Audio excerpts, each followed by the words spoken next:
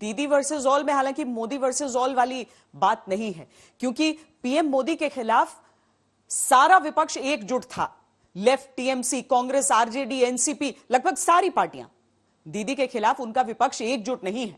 एक और ममता लेफ्ट और कांग्रेस के साथ से मुकाबला कर रही हैं, तो अपने पारंपरिक वोट बैंक में पीरजादा अब्बास सिद्दीकी के अनुमानित सेंध से भी परेशान है। दीदी वर्सेस अपने भी एक नाजुक मोर्चा है, लेकिन कुल मिलाकर दीदी वर्सेस ऑल की मुख्य लड़ाई का सबसे जोरदार राउंड फिलहाल गृह मंत्री अमित शाह के साथ चल रहा है।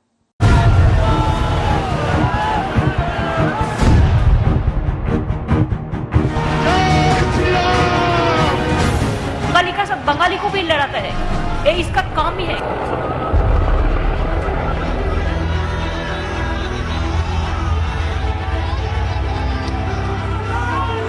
जोर से बोलिए, जय श्री राम, जय श्री राम, जय जय श्री राम।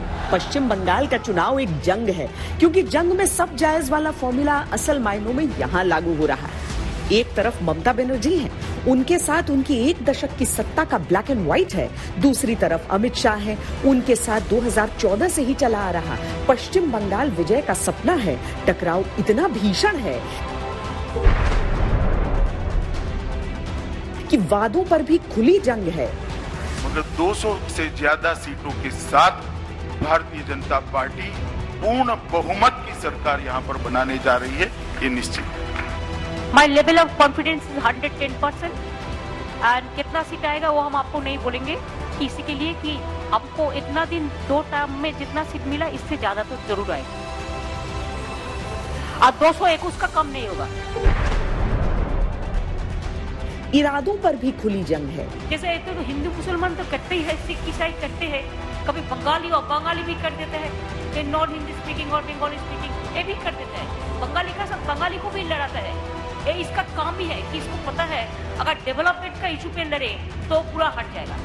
जय श्री राम का नारा जो आक्रोश के साथ सुनाई पड़ता है, वो आक्रोश ममता बनर्जी की सरकार की तुष्टीकरण की, अपीसमेंट की, वोट बैंक की राजनीति की जो इंतहा होगी, लिमिट आ गई इसकी, और नारा परिवर्तन का नारा है। मेरी बात याद रखना।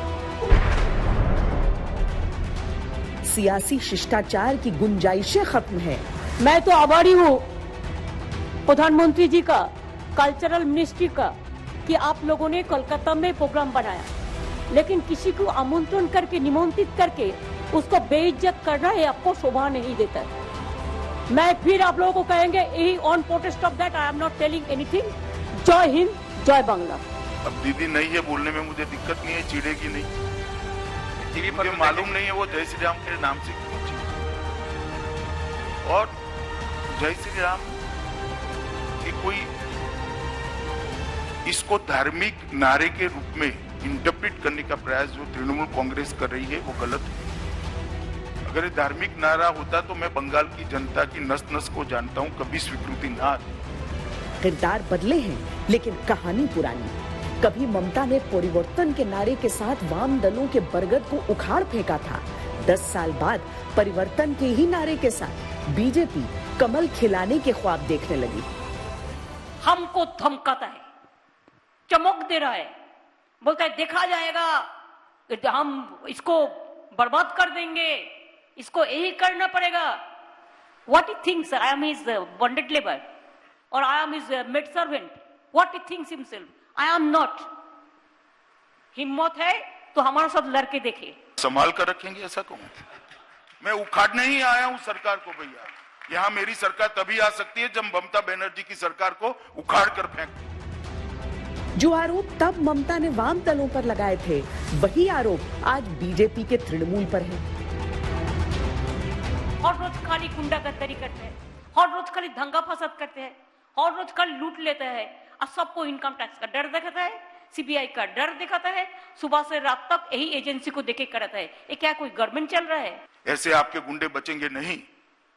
जब भारतीय जनता पार्टी की सरकार आएगी, पाताल से ढूंढ कर उसको ढूंढ लेंगे। पहले भी यहाँ पर हिंसा होती थी, कम्युनिस्ट जब थे तब भी हिंसा होती थी, और अब भी होती है। मुझे लगता है हमारी सरकार बनने के बाद ये संस्कृति, ये कल्चर बदलेगा। हम तो एक स्ट्रीट फाइटर हूँ, वो हर रोज मेरे को स्ट्रीट में लड़ने पड़ता है।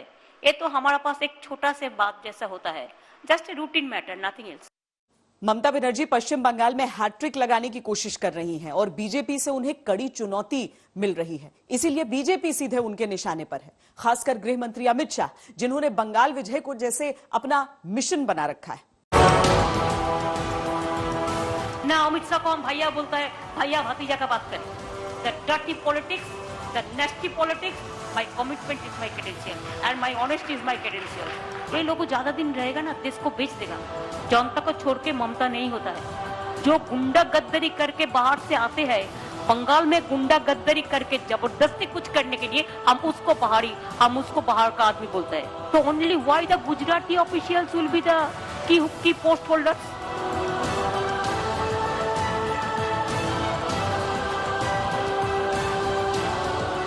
कभी नीम नीम, कभी शहद शहद। बंगाल की लड़ाई में दीदी के गुस्से और चुनौतियों में शाह का ही नाम प्रमुखता से आता है।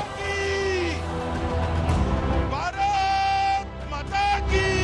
दुर्गा जाने ना, माँ काली जाने ना, रोखा काली जाने ना, चामुंडा काली जाने ना, सिद्धेश्वरी काली जाने ना। ममता अमित शाह के पश्चिम बंगाल में होने का मतलब अच्छी तरह समझती। 2014 में बीजेपी की सरकार केंद्र में आते ही अमित शाह ने मिशन पश्चिम बंगाल का बटन ऑन कर दिया था।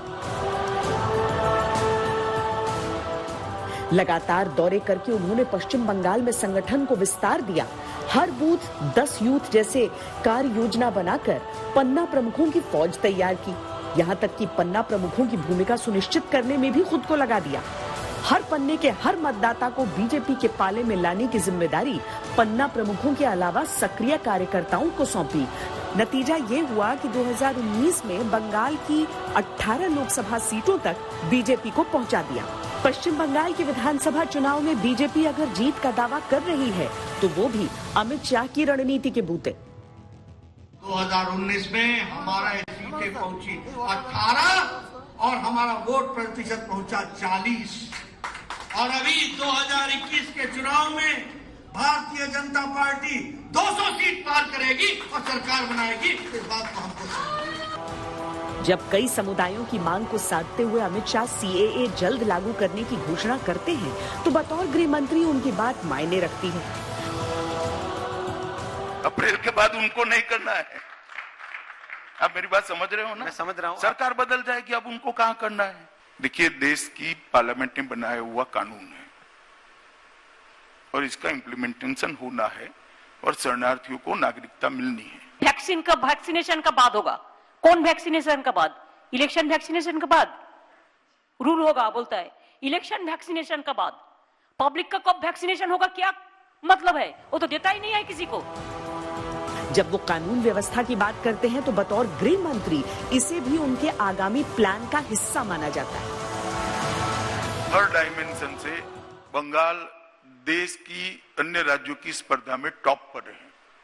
क्राइम के रिकॉर्ड में नहीं, शिक्षा में, अर्थ नीति के क्षेत्र के अंदर, हमारी सांस्कृतिक विरासत को पुनर्जीवित करना, मजबूत करना, उसके अंदर देश की बाउंड्रियों को सुरक्षित करना, इसके अंदर ये सब क्षेत्रों में बंगाल टॉप पर है। और बंगाल देश का सबसे बड़ा जीडीपी कंट्रीब्यूटर बने। दीदी अगर शाह को लेकर अधिक सजग है तो उसकी कुछ वजहें भी हैं जो पश्चिम बंगाल की राजनीति को जरा देर देखने के बाद समझ आने लगती है।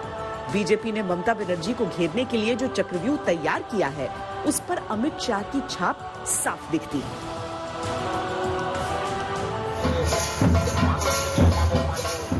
चुनावों में शाह की रणनीति की कामयाबी का प्रतिशत नाकामियों से कहीं अधिक है और यही वो बात है कि उनके दावे विरोधी खेमों में खलबली मचाते हैं। ये भारतीय जनता पार्टी की लड़ाई, ये बंगाल को सोनार बांग्ला बनाने की लड़ाई है और ये लड़ाई हमारे बूथ के कार्यकर्ता और तृणमूल कांग्रेस की सिंडिकेट के बीच की लड़ाई है। सिंडिकेट के बीच की लड़ाई। हरियाणाয় হবে সব, উত্তরপ্রদেশেও হবে সব, আর বাংলা ওরে বাপ, এই তো মানে আমরা কেউ কিছু বুঝতেই পারছি না কতটা সাফ হবে। বাবা রে বাবা, এই তো